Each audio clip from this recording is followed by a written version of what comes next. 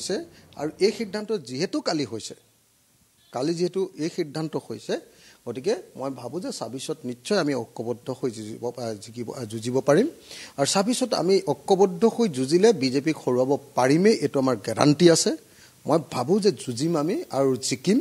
বিজেপিক যেনে তেনে ২৬ত যদি নহৰুৱাও তেতিয়াহ'লে আমাৰ সেইটো আপুনি কংগ্ৰেছক সুধিব লাগিব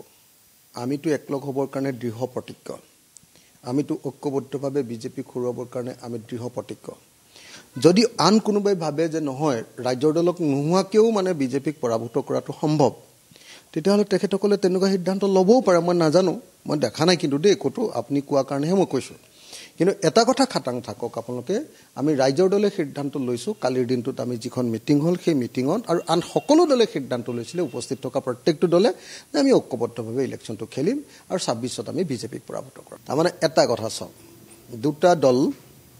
দুটা আদৰ্শৰ বেলেগ বেলেগ এটা ৰাষ্ট্ৰীয় এটা আঞ্চলিক দল এটা জাতীয়তাবাদী এটা ৰাষ্ট্ৰীয়তাবাদী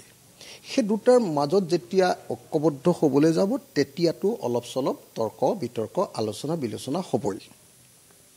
এইটো ডেমক্ৰেচিৰ এটা অৰ্নামেণ্ট এইটো গণতন্ত্ৰৰ এটা অলংকাৰ মোক এটা কথা কওক আপুনি বিয়া পাতিছে নাই মই নাজানো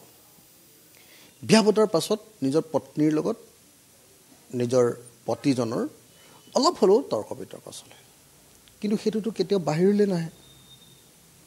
কেতিয়াওতো বাহিৰলৈ নাহে হয় নে নহয় মোৰ ৱাইফৰ লগতো মাজে মাজে মই তৰ্ক কৰোঁ মোৰ ৱাইফেও মোৰ লগত কেতিয়াবা তৰ্ক কৰে সেইটোতো কেতিয়াও বাহিৰলৈ নাহে আৰু সেই দুটা তৰ্ক বিতৰ্কৰ মাজেদিহে আমাৰ সম্পৰ্কটো বেছি ভাল হয় বুজিছে নাই দিনত যদি তৰ্ক হয় ৰাতি পত্নীৰ লগত আমাৰ সম্পৰ্কটো আৰু বেছি মানে ঘনিষ্ঠ হয় এই ভাত খাওঁতে আমি ইটো সেইটো কওঁ ভুল হ'ল এই বাদ দিয়া হয়নে নহয় এইটো পৰ্যায়লৈ যায় আমাৰ গতিকে এটা বস্তু আপোনালোকে মনত ৰাখিব সংবাদ মাধ্যমে যিটো বস্তু প্ৰচাৰ কৰাটো খুব প্ৰয়োজন সেইটো হ'ল যে কালি আটাইবিলাক দলে ঐক্যবদ্ধ হোৱাৰ সিদ্ধান্ত লৈছে আৰু সকলোৱে ঐক্যবদ্ধ হৈ আগবাঢ়ি যাবৰ কাৰণে আমি ঠিক কৰিছোঁ আৰু ঐক্যবদ্ধভাৱে আমি বিজেপিক পৰাভূত কৰিম আৰু আমাৰ কাৰণে ভাল কথা যে বিজেপিৰ যিবিলাক পাৰ্টনাৰ সেই পাৰ্টনাৰবিলাকে অসম গণ পৰিষদে চাৰেণ্ডাৰ কৰি দিয়ে যে কা আইনখন বিদেশী খেদিম বুলি জন্ম হোৱা পাৰ্টিটোৱে কা আইনখনত চহী কৰি দিলে আমাৰ কাৰণে অসমীয়া মানুহৰ কাৰণে ভাল খবৰ যে ৰাজ্যৰ দলে তেনেকুৱা ধৰণে মানে হেৰি নকৰে আত্মসমৰ্পণ নকৰে যুক্তি তৰ্ক কৰি সুন্দৰকৈ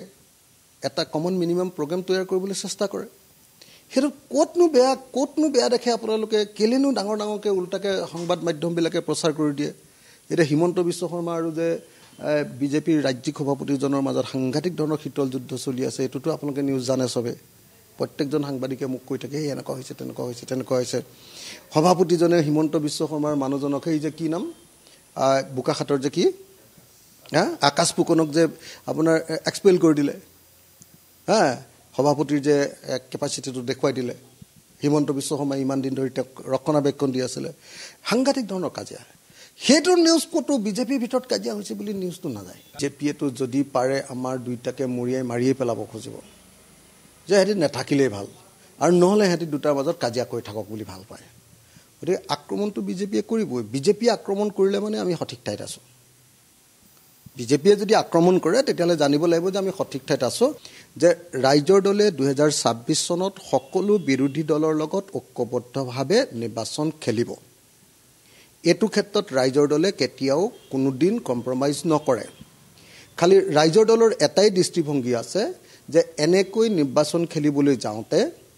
যাতে সঁচাসঁচিকৈ অসমৰ স্বাৰ্থ সুৰক্ষিত হয় মানে চৰকাৰ গঠনৰ পাছত যাতে আমি অসম গণ পৰিষদৰ নিচিনাকৈ যাতে আমি চাৰেণ্ডাৰ কৰি দিবলগীয়া নহয়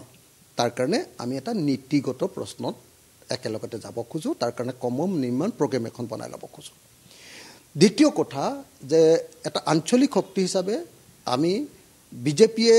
এজিপিক যি কৈ দিলে তেনেকেই মানিব লাগিব এইবাৰ এজিপিক বিজেপিয়ে অকল 9খন চিট দিব হয়নে নহয় আপোনালোকে চাব এইবাৰ বিজেপিয়ে এজিপিক অকল 9খন চিট দিব আৰু নহ'লে মানে ধমকি দি বহুৱাই দিব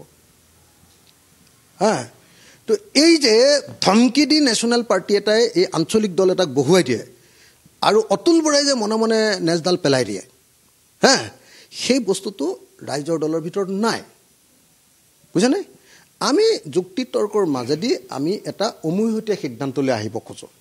আৰু এই অমূহতীয়া সিদ্ধান্তলৈ আহিব খোজাৰ এই যিটো আমাৰ মাজৰ যিটো যুক্তি তৰ্কৰ আমাৰ যিটো পৰিৱেশ সেই পৰিৱেশটোক বহুতে আকৌ নিগেটিভ বুলি ভাবে এইটো নিগেটিভ নহয় এইটো খুব পজিটিভ তেতিয়াহে অসমৰ স্বাৰ্থ পূৰণ হ'ব আমি সন্মান সহকাৰে সদায় এলায়েন্সত থাকিব খোজোঁ আৰু সন্মান সকলোকে দিব খোজোঁ আমি সকলোকে ডাঙৰ সৰু সকলো পাৰ্টিকে আমি সন্মান দিব খোজোঁ আৰু আমাকো সকলোৱে সন্মান দিয়াটো বিচাৰোঁ